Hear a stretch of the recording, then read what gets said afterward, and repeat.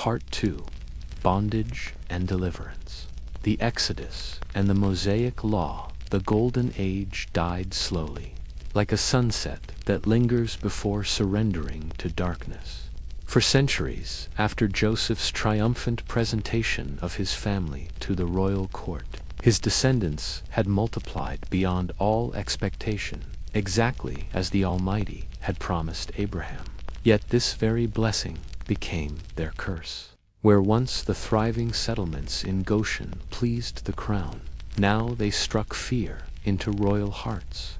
A new dynasty ruled Egypt. Pharaohs, who knew not Joseph, in palace corridors where Joseph had once walked as second only to the king himself.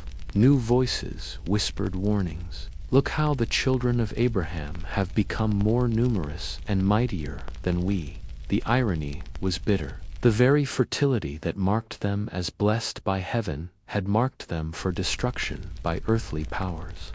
Each birth that should have brought joy instead brought terror to parents who saw their growing numbers reflected in the increasingly hostile eyes of their hosts. The transformation from honored guests to slaves happened gradually, then suddenly.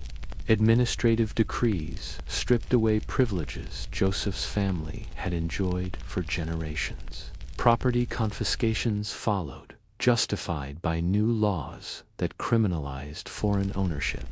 Massive construction projects demanded laborers, and who better to provide them than these foreigners whose loyalty seemed questionable?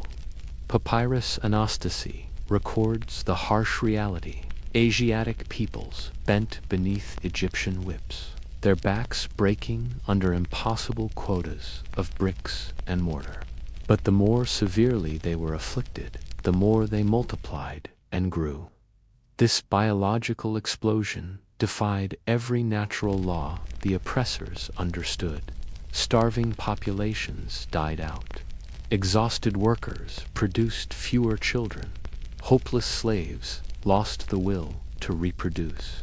Yet here the opposite occurred. Each new burden seemed to trigger another population surge. Each fresh persecution fueled another generation of births. The sight of pregnant women and nursing mothers throughout Goshen maddened the authorities, who had expected their harsh policies to achieve the opposite result.